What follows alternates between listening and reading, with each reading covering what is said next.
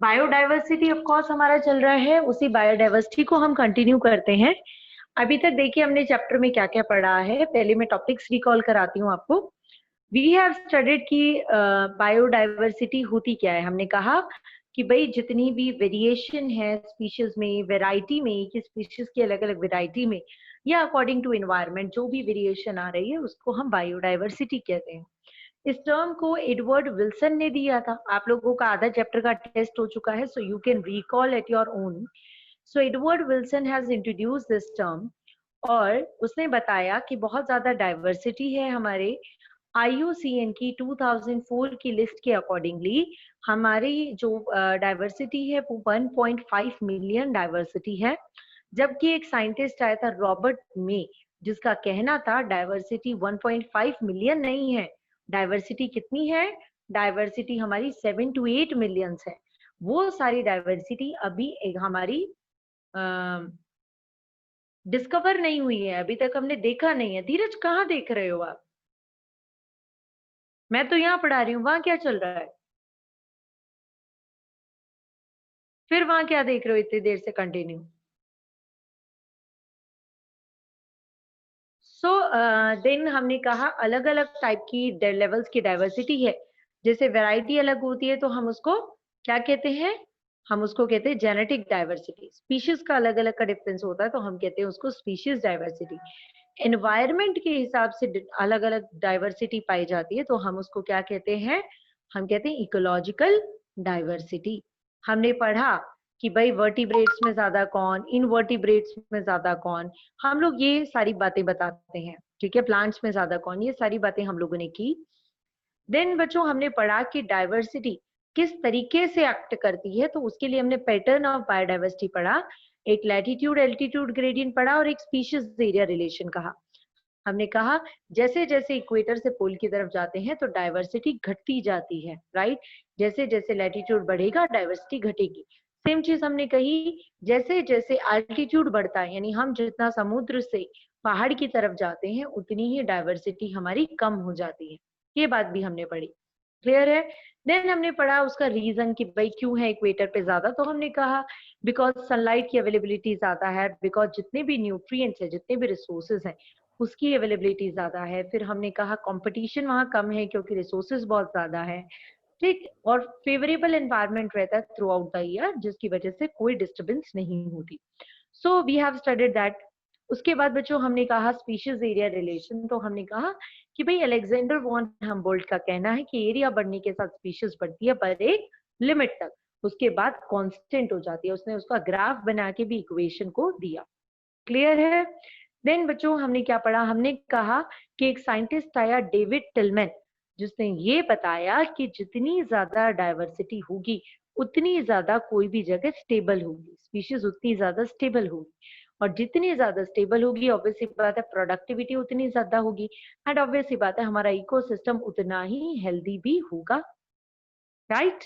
सो ये चीज हमने पढ़ी। देन बच्चों और क्या पढ़ा आपने? देन हमने पढ़ा कि हमारी डाइवर्सिटी, हमने नोट किया है कि बहुत डाइवर्सिटी का लॉस होता जा रहा है। So we have studied the reason for that loss of biodiversity की चार है। तो हमने कहा उसको एविल क्वेट्रेट, चार दुश्मन है: habitat loss and fragmentation, over exploitation, alien species इन्वेशन and को एक्सटिंक्शन। ये सारी बातें अब तक इस चैप्टर में हम डिस्कस कर चुके हैं और इतने सारे कंटेंट का आपका ऑलरेडी टेस्ट हो चुका है। अब बच्चों हम इसके आगे के कंटेंट्स को आज करते हैं, ठीक है? सो मैंने कहा कि स्पीशीज जो है IUCN जो हमारा है यानी international union of conservation of nature and natural resources, जिसको वर्ल्ड कंजर्वेशन यूनियन भी कहा जाता है, उसने एक वो एक रेड लिस्ट बनाती है। रेड यानी खतरा। तो वहां पर वो एंडेंजर्ड स्पीशीज का नाम लिखती है, वहां पर वो बताती है कि इनको खतरा है, उनको बचाओ, उनके ऊपर मेहनत करो, उनके ऊपर वर्क करो, उनका फुल रिप्रोडक्टिव पोटेंशियल तक उनको रिप्रोड्यूस करने दो। अगर आपने ऐसा नहीं किया तो वो एक्सटिंक्ट हो जाएंगे। तो फिर भी हमने देखा ऐसा होते होते भी पता नहीं कितनी ही स्पीशीज हमारी एक्सटिंक्ट हो जाती है, राइट? तो अब हम पढ़ेंगे एक्सटिंक्शन का। वैसे तो हमने पढ़ लिया कोई भी स्पीशीज एक्सटिंक्ट होने के चार मेन कारण होते हैं। हम टाइप्स ऑफ एक्सटिंक्शन की बात करेंगे। ठीक है, तो मैं लिख रही हूं अभी आपका topic, that is types of extinction. So topic है type of extinction, what are the different types of extinction, यानी कि क्या अलग अलग तरीके हो सकते हैं। एक्सटिंक्ट होना क्या होता है, लुप्त हो जाना, किसी स्पीशीज का गायब हो जाना। तो कहते कोई भी स्पीशीज क्यों गायब हो सकती है, तो देयर आर 3 मेजर रीजंस जिसकी वजह से कोई भी स्पीशीज गायब हो सकती है। एक हो सकता है नेचुरल एक्सटिंक्शन, एक हो सकता है मास एक्सटिंक्शन, और एक हो सकता है anthropogenic extinction. So there can be 3 reasons. There can be natural extinction, there can be mass extinction, and there can be anthropogenic extinction. Okay? चलिए देखते हैं बच्चों एक एक करके क्या है। सबसे पहले बात करते हैं नेचुरल एक्सटिंक्शन की। तो जैसा कि इसका नाम है नेचुरल एक्सटिंक्शन, यानी नेचर ने कुछ ऐसा किया, नेचर में कुछ ऐसा हो गया, नेचर की गलती है, हमारी गलती नहीं है। नेचर के किसी कारण की वजह से जो स्पीशीज है हमारी, वो क्या हो गई, वो एक्सटिंक्ट हो गई। क्योंकि आपको पता है नेचर चेंज हो रहा है, एनवायरनमेंट बदल रहा है कि नहीं बदल रहा। अगर हम बात करें अब से, जब धरती बनी थी तब से और आज को कंपेयर करें, तो जब धरती बनी थी तब तो ऑक्सीजन भी नहीं थी, ऑक्सीजन नहीं थी तब, तब रिड्यूसिंग एनवायरनमेंट था। आज ऑक्सीडाइजिंग एनवायरनमेंट है, आज ऑक्सीजन है खूब सारी। पहले बहुत बहुत बहुत ज्यादा टेम्परेचर था, उसके बाद टेम्परेचर घटा, और अब ग्लोबल वार्मिंग के कारण दोबारा बढ़ रहा है। तो एनवायरनमेंट अपने आप को चेंज कर रहा है। मान लो अब तो ग्लोबल वार्मिंग तो हमने की, वो छोड़ो, पर वैसे देखें तो जब धरती बनी थी, आपने वो चैप्टर नहीं पढ़ा है, हेरिडिटी एंड इवोल्यूशन, आपके सिलेबस से हट गया है, बट वैसे सुनिए, हेरिडिटी एंड इवोल्यूशन में बताया जाता है कि जब धरती बनी थी ना, एक बड़ा सा ब्लास्ट हुआ था जिसको बिग बैंग कहा था। उस बड़े से ब्लास्ट के बाद धीरे धीरे वो चीजें पिघल पिघल के धरती पर कहीं ग्लेशियर बन गए, कहीं कुछ बन गए। सो मतलब टेम्परेचर बहुत ज्यादा था, बहुत बहुत ज्यादा था। गैसेस भी वो सारी नहीं थी, ऑर्गेनिज्म भी नहीं थे, बाद में बने बैक्टीरिया, फिर बने फोटोसिंथेसिस करने वाले बैक्टीरिया, ये सब बाद में बना। ठीक है, तो हम ये कह रहे हैं इसका मतलब जो इन्वायरमेंट है वो टाइम के साथ बदल रहा है। तो बच्चों जब इन्वायरमेंट बदलता है ना, तो हर कोई उसमें नहीं रह सकता। अगर शुरू में 100 स्पीशीज हैं, तो ये नहीं कि एनवायरमेंट बदलने के बाद 100 ही रह जाएंगे। उन 100 में से हो सकता है सिर्फ 20-30 हो जो उस एनवायरमेंट को झेल पाए, तो वो 20-30 तो जिंदा रहेंगे, बाकी के सारी 70-80 मर जाएंगे। गेटिंग और not? So what is natural extinction? Nature ने कुछ बदलाव किया अपने अंदर, जिसके कारण बहुत सारी जो स्पीशीज है वो एक्सटिंक्ट हो गई। इसे कहते हैं natural extinction. Is it clear और नॉट? समझ आ गया सभी को?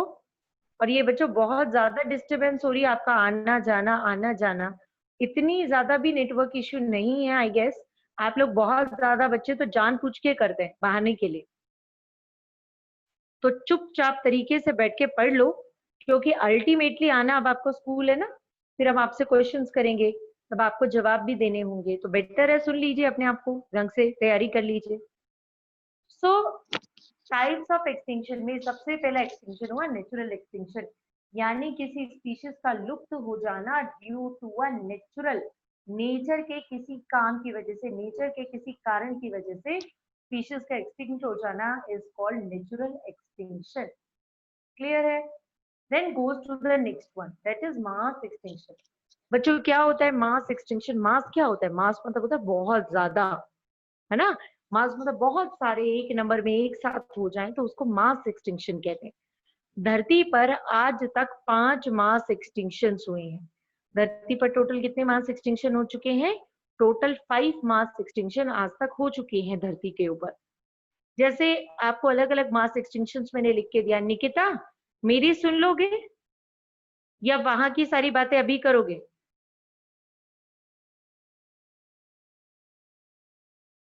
सो और ये जो ब्लैक स्क्रीन जिन बच्चों की दिखती है, जैसे रौनक दिख रही है ना, मुझे पता है ये आप सेटिंग्स में क्या करते हो जिसकी वजह से आपका ऐसा होता है।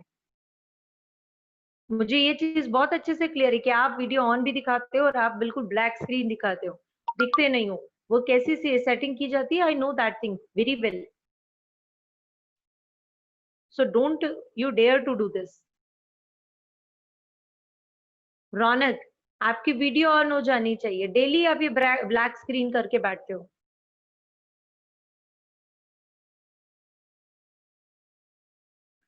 हाँ जी. So as I was saying, mass extinction यानी एक लार्ज नंबर में बहुत सारी पॉपुलेशन एक साथ एक्सटिंक्ट हो जाए, इसे कहते हैं मास एक्सटिंक्शन. इसका मैं आपको एग्जांपल देती हूँ. जैसे तीसरे नंबर का जो मास एक्सटिंक्शन हुआ था उसको केटी बाउंड्री कहा था. क्या कहा था? K T, KT boundary. What is KT boundary? ये वो वाला सिस्टम, ये वो वाला टाइम है जब, याद कीजिए, एक साथ आपने सुना है ना डायनासोर हुआ करते थे. कहाँ गए वो सारे के सारे डायनासोर? वो सारे के सारे डायनासोर एक साथ मर गए, ऐसा कुछ हुआ. और सोचो डायनासोर मरे इतने बड़े, तो ऑब्वियसली बात है जो छोटे मोटे ऑर्गेनिज्म होंगे पता नहीं कितने सारे मर गए होंगे उस टाइम. तो मास एक्सटिंक्शन यानी एक लार्ज नंबर में पॉपुलेशन का एक साथ खत्म हो जाना, एक्सटिंक्ट हो जाना, इज कॉल्ड मास एक्सटिंक्शन. ठीक है बच्चों. जैसे थर्ड नंबर का मास एक्सटिंक्शन मैंने कहा केटी बाउंड्री, जिसमें सारे डायनासोर और बहुत सारे और ऑर्गेनिज्म मरे होंगे धरती पे से. आज तक धरती ने कितने मास एक्सटिंक्शन झेले हैं? 5. ओके. तीसरा हमें याद रखना है, डायनासोर वाला है. अब कह रहे हैं कि जिस हिसाब के हालात हमने देखे हैं, उन हालातों को देखते हुए एक छठा मास एक्सटिंक्शन होने वाला है. ठीक है. और वो छठा जो मास एक्सटिंक्शन होगा वो ह्यूमन के किसी कारण से होगा. अभी तक जो हुए वो नेचुरल कारण से हुए थे. नेचर ने कुछ ऐसा किया था जिसकी वजह से इतनी ज्यादा स्पीशीज एक साथ खत्म हो रही थी. पर कह रहे हैं फॉर गारंटेड छठा जो मास एक्सटिंक्शन होगा वो किसके कारण होगा? वो नेचर के किसी हरकत, नेचर के वजह से नहीं, ह्यूमन की किसी हरकत के कारण होगा. मुझे लगता है ये जो कोरोना वाला है ना, यही मास एक्सटिंक्शन हो जाएगा, कहलाएगा किसी टाइम पर. क्योंकि जिस हिसाब से पॉपुलेशन मर रही है, सच्ची बात है, सोच के देखो कितनी पॉपुलेशन मर रही है, हर रोज कितने लोग मर रहे हैं और कितनी पॉपुलेशन को हो रहा है. आज के टाइम में 96,000 पर डे केसेस आ रहे हैं. अगर इसी तरीके से स्पीड बढ़ती रही, यानी कि जो 1 लाख केस 96 है या 1 लाख का है, 4,000 का, तो मुझे लगता है बहुत जल्दी डिफरेंस क्रॉस हो जाएगा. तो 1 लाख केस हर रोज का आना किसी एक देश में से, ये बहुत ज्यादा बड़ी बात नहीं है. और उसमें से कितने लोग मर जाएंगे, और जितने लोग मरे हुए रिकॉर्ड दिखाते हैं वो तो सिर्फ गवर्नमेंट रिकॉर्ड है. उसके अलावा पता नहीं कितने लोग और मरते होंगे. ये तो सिर्फ दिखाया जा रहा है, पता नहीं रियल डेथ रेट कितना ज्यादा होगा. तो इसीलिए ये चीज लाइटली लेने की है ही नहीं. We need to be serious for this. ठीक है. क्योंकि देखो हम तो ये बोलते थे 100 में से 2-3 लोग मर जाते हैं बस. बट ये सोचिए वो जो 2-3 लोग जिन घरों से मरे हैं, उन घरों की क्या हालत है. तो वो बच्चों जो आप लोगों का भी नेचर होगा, आई डोंट नो, आई नो वो होगा डेफिनेटली, कि आप बहुत लाइटली ले रहे हैं इस चीज को. कुछ नहीं होता, ठीक है, मास्क लगा लिया, अब मास्क निकाला, तब मास्क निकाला, बाहर गए ऐसे ही किसी भी चीज को हाथ लगाया, एक दूसरे से मिल रहे हैं आराम से. It's wrong. Don't you try कि हम बहुत स्ट्रांग है. हो आपको हो गया, मान लो, हो सकता है आपकी इम्यूनिटी बहुत स्ट्रांग हो, आप बच जाओ. पर सोचो आपसे आपके पेरेंट्स को होगा, उनसे हो सकता है उनके, आपके जो ग्रैंड पेरेंट्स अगर साथ रहते उनको होगा.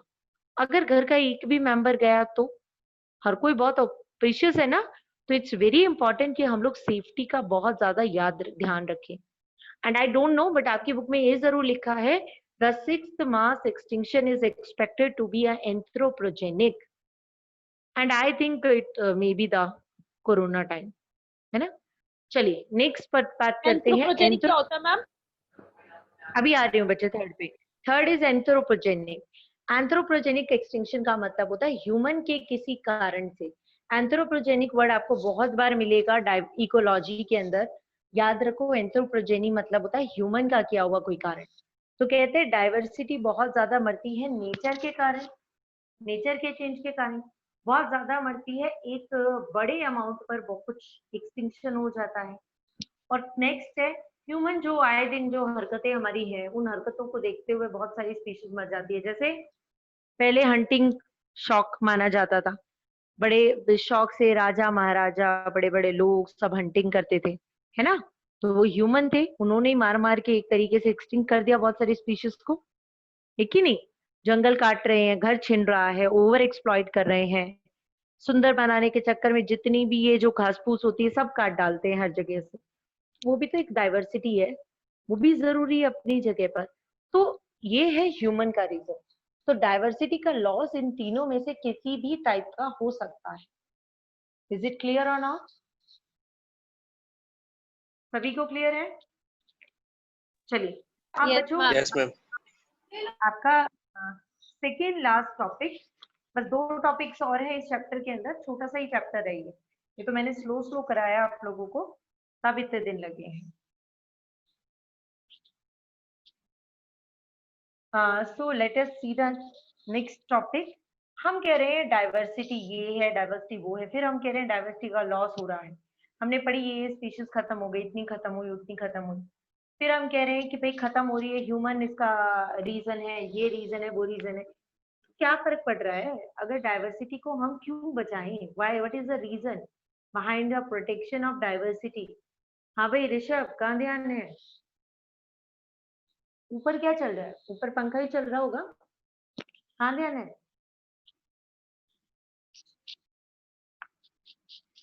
बच्चों पेपर में ये क्वेश्चन आ जाता है कई बार, क्योंकि ये आपकी ना इस चैप्टर की एक हेडिंग है, why should we, actually I am having some issue with the shoulder, so I'm not able to write properly. Why should we conserve biodiversity? ठीक है, आपको क्वेश्चन क्या बोला है कि बायोडाइवर्सिटी को हम क्यों बचाएं, ये आपका क्वेश्चन है। ठीक है, आपको पेपर में क्वेश्चन दिया जाएगा तो आप छोटे बच्चों की तरह शुरू नहीं होंगे कि हमें पेड़ों से लकड़ी मिलती है ना, वो हमें उनसे खाना मिलता है, ऐसे करके नहीं शुरू होना बच्चों। 3 स्टैंडर्ड टॉपिक के अंदर यही सारी बातें लिखनी है, पर अपने 12th के हिसाब से लिखनी है।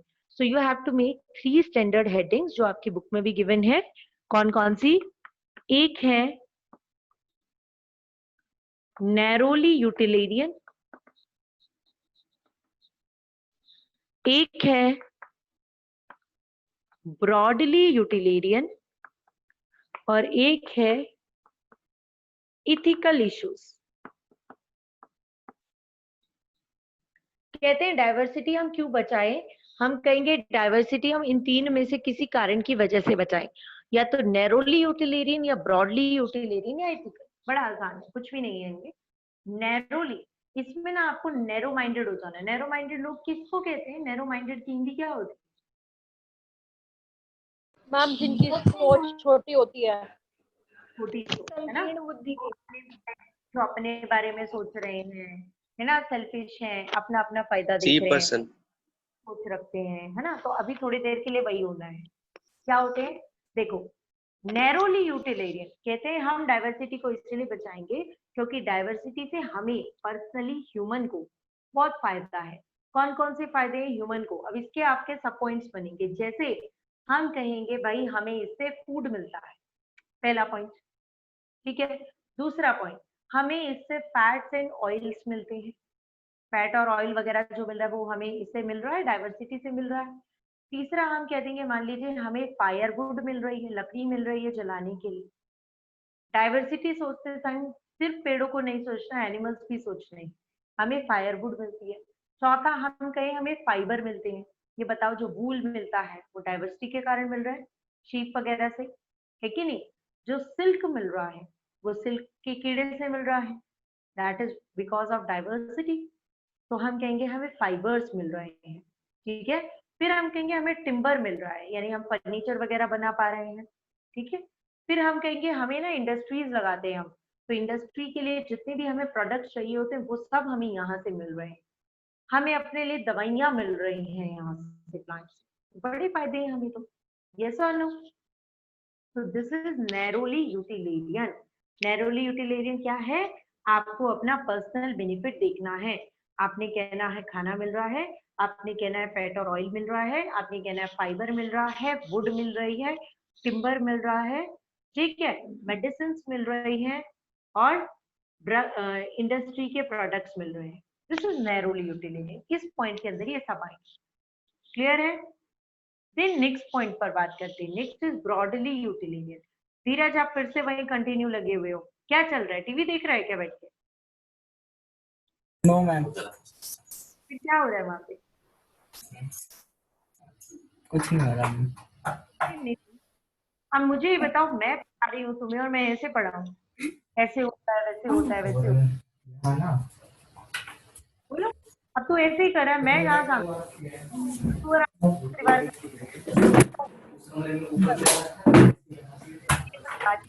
बातचीत का हिस्सा बन के इंटरेस्ट ले रहा है वहाँ। अब हुई बात, अब लग रहा है तुम मुझसे ये ऐसी चीजें पहले हमने करवा रखी है, हमसे देख कर तुमने इम्प्रूव कर लिया। गलत। चलिए आगे देखिए। So this is about narrowly utilitarian. Okay, समझ गए सभी? दूसरा ब्रॉडली। अब नैरो मतलब छोटी सोच, ब्रॉड मतलब ब्रॉड बड़ा मतलब बड़ी सोच, बड़ा, बड़ा बड़ा, बहुत ज्यादा वाइड। सोचना, ब्रॉड हो जाएगा, वाइड सोचना। यस। सो ब्रॉडली यूटिलिटियन। यूटिलिटियन मतलब क्या होता है? यूटिलाइज करना। तो बड़े लेवल पर सोचो, बड़े लेवल पे सोचो, यानी अब ह्यूमन के बारे में मत सोचो, अब सारी दुनिया के बारे में सोचो। दुनिया में रहने वाले पेड़ पौधे पक्षी, है ना, और छोटे छोटे कीड़े मकोड़े, सबका फायदा सोचो, एनवायरमेंट का फायदा सोचो। ये सब सोचोगे तो आपकी सोच बड़ी मानी जाएगी। तो ब्रॉडली यूटिलिटियन में आपने वो पॉइंट डालना है। जैसे भाई ऑक्सीजन, CO2 और O2 का जो बैलेंस है, क्योंकि O2 सिर्फ ह्यूमन को थोड़ी चाहिए, O2 तो सबको चाहिए, छोटे छोटे प्लांट्स को, एनिमल्स को, सबको O2 चाहिए। तो ये जो O2 का बैलेंस है वो तभी पॉसिबल है जब डाइवर्सिटी बनी रहे, right? Second point, pollination. Pollination हमने अपना थोड़ी पॉलिनेशन कराना है, ह्यूमन में थोड़ी होता है पॉलिनेशन, प्लांट में होता है। पॉलन ग्रेन आएंगे उड़ के, या कोई इंसेक्ट लेके आएगा। तो अब सोचो वो पॉलिनेशन कब हो पाएगा? वो तभी हो पाएंगे जब बीज हैं, बैट्स हैं, बर्ड्स हैं, सनबर्ड, हमिंग बर्ड, लिजर्ड्स, बताया था ना आपको सेकेंड चैप्टर में, ये सब पॉलिनेशन करते हैं। तो अगर धरती पर डाइवर्सिटी है तो सब किसी ना किसी तरीके से पॉलिनेशन में इन्वॉल्वमेंट होंगे। तीसरा, क्लाइमेट रेगुलेशन। देखो O2 CO2 का बैलेंस अलग चीज है, क्लाइमेट मेंटेन करना अलग चीज है। जैसा हमारा मौसम है, वो मौसम किस वजह से है, जो भी क्लाइमेट है वो किस वजह से, हम क्या बैलेंस मेंटेन कर रहे हैं उसी वजह से है ना। तो क्लाइमेट का बैलेंस भी बना रहेगा, ठीक है। देन फोर्थ क्या है? फोर्थ है फ्लड एंड सॉइल इरोजन का कंट्रोल। भाई बाढ़ आ जाएगी, अगर हमारे पास डाइवर्सिटी, अलग अलग टाइप के पेड़ पौधे ये सब है, तो ये मिट्टी को होल्ड करके रखेंगे, बाढ़ नहीं आने देंगे, है कि नहीं? सॉइल इरोजन नहीं होने देंगे, पानी को जमीन के अंदर एब्जॉर्ब कर लेंगे, तो ना बाढ़ आएगी ना मिट्टी उड़ेगी। तो ये एक पॉइंट हो गया, राइट। देन उसके बाद हम बात करें न्यूट्रिएंट साइकिल। जो नेचर में O2 cycle, CO2 cycle, nitrogen cycle, water cycle, ये जितनी भी साइकिल्स नेचर में चलती हैं, वो कब बैलेंस रह पाएंगी? जब हमारे पास सारी डाइवर्सिटी ठीक रहेगी, तभी रह पाएगी, है कि नहीं? जो वेस्ट वाटर ट्रीटमेंट होता है, माइक्रोब्स का इन्वॉल्वमेंट होता है वेस्ट वाटर प्लांट के अंदर, पढ़ा होगा आपने। वेस्ट वाटर प्लांट, वो वाली प्रॉब्लम सॉल्व हो पाएगी, है ना। और सुंदर तो देखो लगते ही है, नो डाउट। हमारी जो धरती है वो सुंदर बनी रहेगी, इतनी सारी डाइवर्सिटी रहेगी तो यहाँ पर हमने अपनी सोच को बढ़ा दिया। तो कौन सा पॉइंट है ये? ब्रॉडली यूटिलिटियन। समझ गए? ब्रॉडली यूटिलिटियन में क्या क्या लिखना है? फ्लड और इरोजन कंट्रोल लिखना है, पॉलिनेशन लिखना है, O2 CO2 बैलेंस लिखना है, एस्थेटिक वैल्यू यानी सुंदरता, उसके बारे में लिखना है, ठीक है। और क्या बताया था? क्लाइमेट रेगुलेशन, बिल्कुल, क्लाइमेट बताया था, ठीक है। तो ये सारे पॉइंट आए। अब चलिए तीसरे पॉइंट को देखते हैं। तीसरा पॉइंट है इथिकल इशू। बड़ा आसान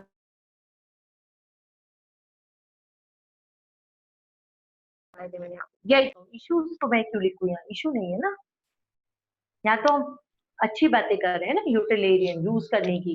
तो हम कह रहे हैं हम डाइवर्सिटी को इसीलिए बचाएं क्योंकि हमारी खुद की बीइंग अ पर्सन, हमारी मोरल वैल्यू क्या कहती है? जैसे हमें जीने का अधिकार है, वैसे ही जितने भी लिविंग ऑर्गेनिज्म है सबको जीने का अधिकार है। एक अच्छे समझदार नागरिक होते हुए, पढ़े लिखे नागरिक होते हुए हमारा क्या कर्तव्य बनता है कि हम किसी को नुकसान ना पहुंचाए। हम कौन होते हैं किसी को मार के खत्म करने वाले? धरती पे आए हैं तो उसको जीने दो जो जैसे जी रहा है ना। तो सबका भला सोचना ये हमारी एक जो है रिस्पॉन्सिबिलिटी बनती है, या हम कहीं हमारे अच्छे थॉट्स होते हैं कि ऐसा होना चाहिए। तो ये आप लिखेंगे एथिकल में। हो गया पॉइंट? Is it clear? बड़ा आसान सा था। 7 चैप्टर तैयार हो जाना चाहिए बच्चों। ये तीनों पॉइंट आपको होपफुली तैयार हो चुके हैं। इन दोनों में आप आराम से 5 पॉइंट बना सकते हैं। और एथिकल इशू में आपको 2-3 लाइनें लिखनी है सिंपल। इससे पहले मैंने टाइप्स ऑफ एक्सटिंक्शन पढ़ाया था, जिसमें कहा था नेचर की वजह से एक्सटिंक्ट हो तो नेचुरल, बहुत ज्यादा पॉपुलेशन एक साथ एक्सटिंक्ट हो तो मास एक्सटिंक्शन, एंड ह्यूमन के किसी कारण से हो तो एंथ्रोपोजेनिक एक्सटिंक्शन। क्वेरीज बोलिए आप पहले यहां तक, फिर हम चैप्टर के बिल्कुल आखिरी टॉपिक को पढ़ेंगे। There is any queries and discuss करिए।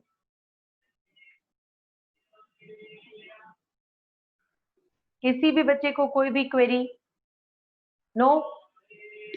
तो देखो जब जेनेटिक, हाँ जी बोलिए मैम। ये जो लास्ट में एथिकल करवाया ना आपने मैम, ये एक बार दोबारा बता दो। बच्चों। एथिकल कहता है कि हम अपने इमोशन से जुड़ के बात करें, हम अपने जो हमारा कर्तव्य बनता है उसके प्रति बात करें। हम कहें कि भाई एक पेड़ लगा हुआ है, हम चलते हुए घूमते हुए जा रहे हैं और हमारी आदत है खराब, हम क्या कर रहे हैं, जाते जाते पेड़ की एक डंडी पकड़ी और पत्ते 2-4 ऐसे ऐसे तोड़ते हुए चल दिए और पूरे रास्ते उसके साथ टाइम पास करते हुए जा रहे हैं। क्यों भाई, हमने क्या कर लिया? उसने कुछ कहा था हमें? नहीं कहा था ना। पर आपने क्या किया, आपने उसके 5 पत्ते भी अगर तोड़े तो आप सोच के देखो। मैं वो वाली बात नहीं कर रही हूँ, वो पेड़ को दर्द हो रहा है, वो वाली बात नहीं कर रही हूँ मैं। पर आप ये बताओ, वो जो पेड़ के पत्ते आपने तोड़े, वो पत्ते सारे फोटोसिंथेसिस करते कि नहीं करते? खाना बनते? खाना वो किसी के लिए भी होते, चाहे ऑटोट्रॉफ के लिए, चाहे हर्बीवोर के लिए होते, चाहे हमारे लिए होते। और साथ में वो O2 CO2 का बैलेंस भी बनाते। वो पत्ते कुछ कर रहे थे ना। हम अपना फायदा देख रहे हैं तो हमें भी फायदा पहुंचा रहे हैं, दुनिया का फायदा देखे तो दुनिया को भी फायदा दे रहे हैं। पर हमने क्या किया? हमें तो तोड़ने से मतलब है, उस पत्ते को क्यों तोड़ा हमने? सो हमारी जो मोरल वैल्यू है वो क्या कहती है? हमारी मोरल वैल्यू कहती है कि भाई किसी को नुकसान मत पहुंचाओ। नेचर में जितने एनिमल है, जितने प्लांट है, चाहे वो घास फूस है, उगने दो उसको। तुम्हारे लिए वो वेस्ट है, किसी और के लिए तो वो यूजफुल हो सकती है। तो किसी भी चीज को खराब मत करो। Is it clear? Yes ma'am. तो अब हम पढ़ेंगे अपना last topic, that is conservation of biodiversity, जो अपने आप में एक बहुत बड़ा टॉपिक है। एंड ऑफ कोर्स वहां से डेफिनेटली क्वेश्चन बनता है आपका, तो उस टॉपिक को अच्छे से तैयार करेंगे। नेक्स्ट से ही शुरू करते हैं मैम। ये मीटिंग तो ओवर होने वाली होगी वैसे।